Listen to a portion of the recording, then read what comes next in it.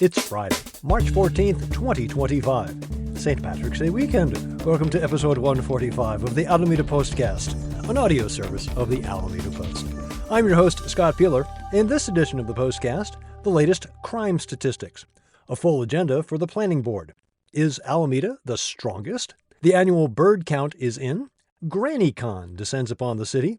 Restaurant Week is upon us. A major thank you to Post readers for your support of a worthy cause. And congratulations to a local favorite sports bar. These stories and more on this episode of the Alameda Postcast. Our top story: the Alameda Police Department has released the crime statistics for the month of January. As usual, it's a mixed bag with some notable bright spots. The best news may be in the area of auto thefts. January saw 35 cases, down 31% from last month, and a whopping 72% drop from last January's 114. The current figures equate to just under twice the national average per capita. Considering that figure has been as high as 6 times the national average, that is definite improvement. The good news in that category continued, with 44 stolen vehicles recovered. While that is down 1 from December, any month in which recoveries outpace thefts is a good one. Unfortunately, catalytic converter thefts continue to creep up. This month saw 18 thefts, up from last month's 15. That's a major increase over last January's low of 5 and represents the second highest total in the past 6 months after October's 19. Collisions remain stubbornly consistent at 66. Sadly, one of those collisions proved fatal for a pedestrian on January 15th. Assaults were down from 14 to 12, but robberies recorded a 6-month high at 17.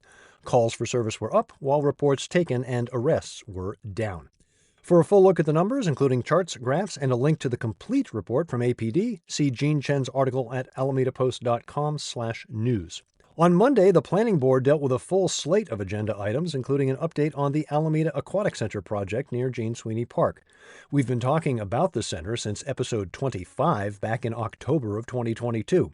That's when the City Council approved the creation of the center.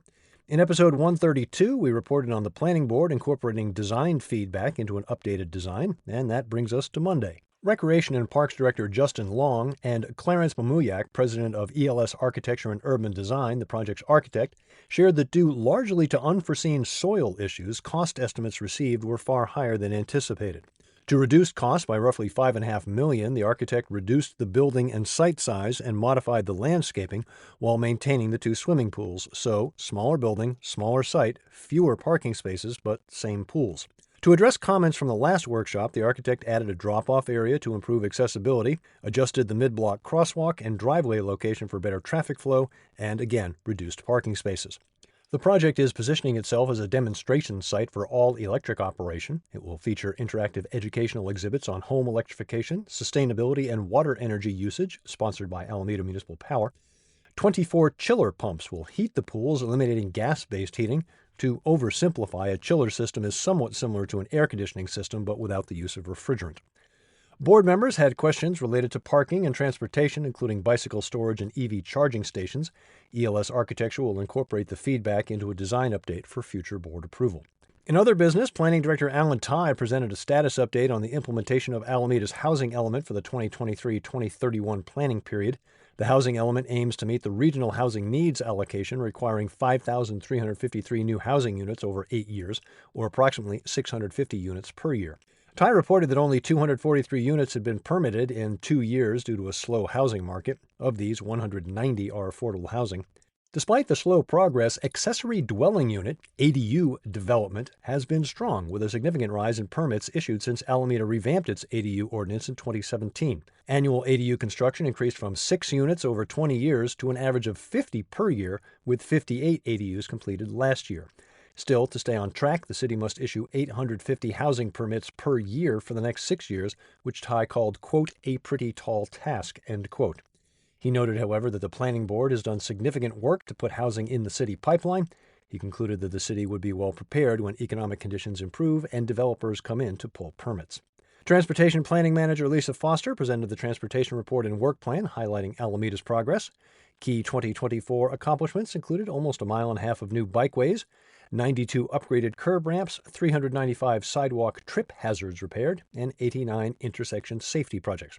Woodstock, the water shuttle, saw 51,000 passengers from its opening in July until the end of the year, and the free bus pass program for low-income seniors and disabled residents facilitated over 200,000 AC Transit rides. For 2025, look for the near completion of the Cross Alameda Trail, the continuation of the Central Avenue Safety Improvement Project, neighborhood greenways implementation, and more. Finally, you'll recall that last week we reported on the updated Climate Action and Resiliency Plan, or CARP, that was presented at February's Transportation Commission meeting. The Planning Board unanimously voted to recommend that City Council adopt the update and annual report. City Council will review the CARP update and report at its meeting on Tuesday, March 18th. For further details about Monday's meeting, including artist renderings of some of the projects mentioned, see Karen Jensen's article at alamedapost.com/news. In a bracket-style voting tournament for fans of cities and sustainability, Alameda is set to face off against 15 other cities across the U.S. and Canada to compete for the title of Strongest Town. The annual contest is intended to highlight the work of city leaders and residents in strong towns that, quote, take tangible steps to overcome its transportation, housing, or financial challenges, end quote. Voting for the round of 16 concluded on Thursday. The top 8 vote-getters advanced to the round of 8 beginning Monday, March 17th. In the round of 16, Alameda paired against Bend, Oregon. You can learn more about the contest and find links to the voting results so far with Ken Durr's article at alamedapost.com/news. Ever wondered just how many birds are in and around Alameda? Well, a dedicated crew of folks tries to answer that question every Christmas. Doug Henderson and Rusty Scalf of Friends of the Alameda Wildlife Reserve take you behind the scenes of this annual endeavor and provide some beautiful photos of our avian residents and visitors at alamedapost.com/features. I think one of the Alameda rules of life should be if an idea originates at Forbidden Island, odds are it's worth exploring. That was the genesis of last week's GrannyCon, where gaggles of grannies descended upon Park Street to raise awareness and funds for local nonprofit Breast Cancer Prevention Partners. A scavenger hunt at local businesses, an after-party at Faux Nation, and a costume contest all added up to a handbag full of fun and $14,000 raised for the cause. The mothers support group Alameda Mamas was integral to the creation of GrannyCon. Laura Dobbs-Gillen, the Senior Program and Policy Manager at Breast Cancer Prevention Partners, and Sarah Grouse are members of the group, which came together in 2020 as a resource for those who had given birth during pandemic. 4 members of the group are currently fighting breast cancer. After solidifying the idea at Forbidden Island, the team enlisted enthusiastic local businesses to help, and GrannyCon was born, held fittingly on International Women's Day. Karen Jensen has the whole story and some wonderful pictures and video at alamedapost.com/features. Always something going on in Alameda. Now Restaurant Week is upon us. In her weekly all-around Alameda column, Amanda Laird has lined up some food-themed events and beyond for you to consider.